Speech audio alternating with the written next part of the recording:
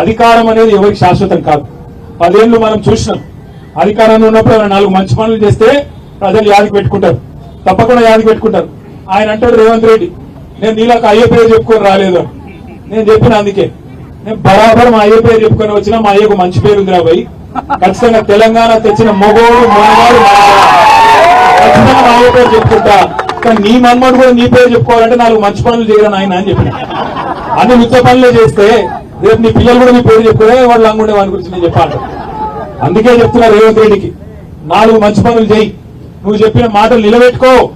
30% SC ఎస్టీలకు కాంట్రాక్ట్లు ఇస్తాను, 42% బీసీలకు ఇస్తాను. అప్పుడే రేపు ఎవరన్నా నీకు మళ్ళా సపోర్ట్లు కొడతారు. లేకపోతే అధికారం ఉన్న రోజులు చుట్టూ మస్తుకుంటారు డబ్బా కొట్టేటోళ్ళు. తర్వాత ఎలక్షన్లకు వస్తే రోడ్డు మీదకి వస్తే సెక్యూరిటీ లేకుండా వస్తే అప్పుడు తెలుస్తుంది నీకు అసలు కథ ఏందో. ఏదన్నా ఒక ఊళ్ళో పోయి పరిస్థితున్నాయి ఎలా కాంగ్రెస్ వాళ్ళు యూరియా ఇయ్యరు, పంట కష్టపడి పండితామంటే రైతు బంధు ఇయ్యరు, పండించిన కష్టపడి పండించిన పంట అది కొనరు. మక్కలు రోడ్ల మీదనే, వడ్లు రోడ్ల మీదనే, వానలు కొడితే ఎప్పుడు కొట్టకపోతే ఇక్కడికి వచ్చిన వాళ్ళలో రైతులు కూడా ఉన్నారు. ఎప్పుడు పోతుందో ఏమైతుందో ఆడ వాన కొడితే మా పరిస్థితి ఏందో అని బాధ. ఇవాళ ఒక తీరు బాధ లేదు రాష్ట్రంలో. ప్రతి వర్గం ఇవాళ ఈ ప్రభుత్వంలో తల్లడిల్లిపోతా ఉన్నది.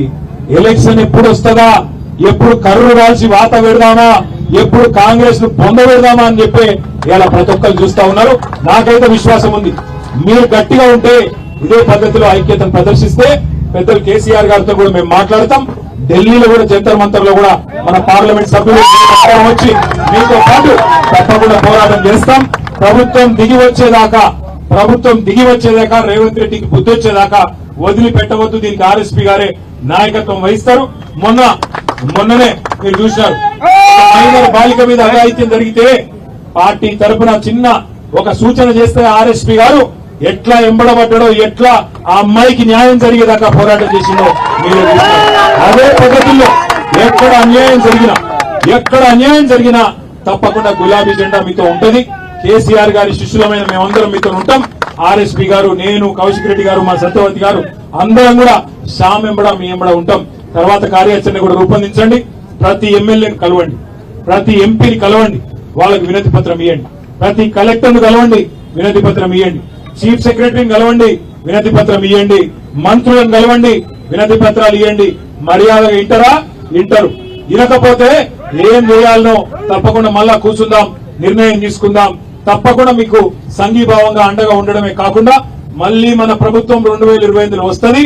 ఒకవేళ ఈ మూర్ఖులు రద్దు చేయకపోతే రేపు 10,000 కాదు, ఒక 50,000 మందిని కాంట్రాక్టర్లుగా చేసే బాధ్యత నేను తీసుకుంటా అని చెప్పి మళ్ళొకసారి మీ అందరికీ పేరున ఆశ్వాసన ఇస్తూ మరి పెద్దలు కేసీఆర్ గారికి చెప్పినాం. ఇక్కడికి వస్తుంటే నేను ప్రవీణ్ గారు సార్ ఇట్లా పోతున్నామంటే ధైర్యం చెప్పండి, ఎవ్వరు బేజారు కావద్దు.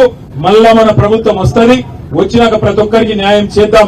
మిత్తితో సహా ఈ ప్రభుత్వం ఈ దుర్మార్గులు చేస్తున్న తప్పులకు మిత్తితో సహా వసూలు చేపిద్దామనే మాట కూడా వాళ్ళు చెప్పినారు.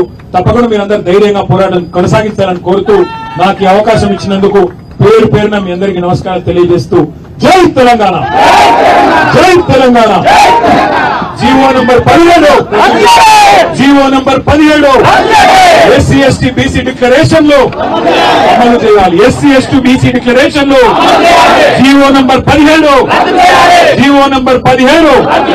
ధన్యవాదాలు. జై తెలంగాణ.